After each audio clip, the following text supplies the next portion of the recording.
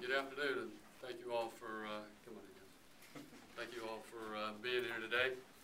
The Jacksonville Sheriff's Office has now concluded its internal investigation into the actions of two officers involved in the March 26th shooting of an armed bank robber and carjacker, Jeremiah Mathis. Let me recap the event and the timelines for you. As I mentioned, on March 26th, Jeremiah Mathis robbed the Wachovia Bank on Baymeadows Road at gunpoint. He fled that scene and ran to a nearby fast food restaurant where he carjacked a woman and her two small children. Several JSO officers responded to that scene. 5 JSO officers attempted to apprehend the suspect and discharged their firearms. Mathis was killed at the scene by officers. Also shot was 2-year-old Daniel Crichton, who was in a car seat in the back seat of the vehicle Mathis carjacked. His mother, Joanne Cooper, in the front seat of the car, sustained a wound to her foot from a ricochet bullet from one of the JSO officers. All 5 officers were placed on administrative leave, as is JSO policy. The State Attorney's Office began its criminal investigation into the actions of the officers.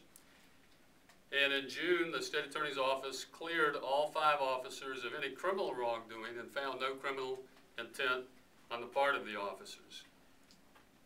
Cleared of any criminal wrongdoing by the officers, JSO then convened our Response to Resistance Board hearing in June.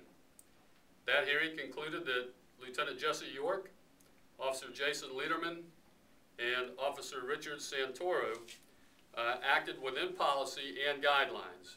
Those officers were subsequently returned to their regular duties.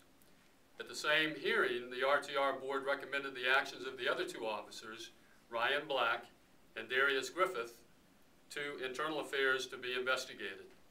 Internal Affairs concluded their portion of the investigation on October 15th and was sent to me for finalization. That investigation, which we have a copy of for you today, determined that Officers Black and Griffith did not act with any certainty about the presence of the 3 hostages. Therefore, they did not use reasonable caution necessary to avoid unnecessarily endangering lives of others. The investigation also determined that Officers Black and Griffith failed to use reasonable caution by shooting at a car that was in motion, causing them to continually move their point of aim, putting other officers and citizens in a position to be exposed to gunfire. Yes, we took a very dangerous armed criminal off the streets. But in doing so, these 2 officers violated our rules. Rules that have been developed over a long period of time and exist for the safety and protection not only of our officers, but the public we serve. If we don't hold ourselves accountable for our wrong actions, we cannot maintain and build trust within this community. Prior to the completion of the investigation of my disciplinary recommendation, both Officers Black and Griffith resigned from the Jacksonville Sheriff's Office. And I'll now open it up for any questions. Will they still be getting their pension benefits and so forth, just as if, just as anybody else who retires or resigns? I'm not sure that either one had any pension benefits, but if they did, they would be able to receive the money. I don't think either one of them were vested though. I knew the one was a recruit, but the elder Officer one, Black, I'm not sure about that. There's nothing criminal in this that would preclude them having a right to any type of pension that they may have a right to. How long had Black been on the force? Black was hired September 13th of 2004 and resigned October 18th of 2010. Officer Griffith was hired on April 27th of 2009 and resigned on October 21st of 2010. How old was each of these guys? I don't have their ages with me. We can get that for you. Sheriff, did they pose a liability being on the force with a federal lawsuit being filed against the Sheriff's Department? And how did that play into their legal? Look, the federal lawsuit has no bearing on my findings. I simply look at what the officers did, their actions out there on the street that day, judged against our policies, which, as I mentioned, have been developed over a long period of time. And they exist not only for the safety of our officers, but for the public as well. And I'd look to see if they followed that policy. And in this case, they did not. If they wouldn't have resigned, would this have been something that could have caused them to be terminated? Would you have fired them? Yes. And will they be able to work as police officers in other police departments or sheriff's offices? That would be up to the Criminal Justice Standards and Training Commission. And that's statewide? Right. Their training, is there anything going to be done to upgrade their training or other officers with the number of police-involved shootings here in the city of Jacksonville? The training of Ask the question officers in again. general. Your policies, I guess, as far as training goes, did they receive the adequate training?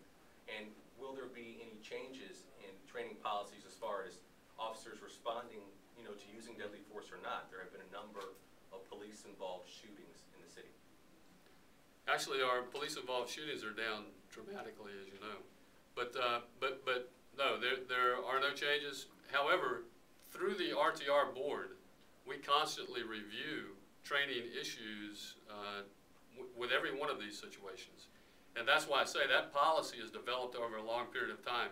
There was nothing in this situation that indicated we needed to change our policy or our training. Just so I'm clear, the two officers, they resigned on their own, but had they not resigned, they likely would have been terminated. Not likely, they would have. They would have. Okay, thank you. In layman's terms, what did they do wrong? They failed to take into account the backdrop. And when you shoot at a moving vehicle and your backdrop is continuously changing, then they failed to take that into account and actually place some officers in a crossfire situation, endangered anyone that might have been in the restaurant itself. And so all of that together, look, I understand it's a very fast-breaking situation out there. I've been in that situation, but I can tell you we have to follow the policies and procedures in our training. Otherwise, people get hurt, as in this case. It's by the grace of God that little Daniel is still with us. Any other questions? You had something else.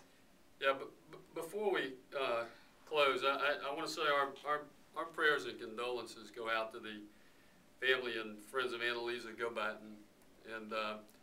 And although we have been successful in making one arrest in that case, I do want to remind the public there is still a second suspect at large that we are looking for. Anyone that has any information concerning this case, please call the Jacksonville Sheriff's Office, 630-0500. If they saw anything out there that day, if they've heard any talk about this situation, help us get the second shooter that was involved in this very, very senseless act of violence that took the life of this young woman.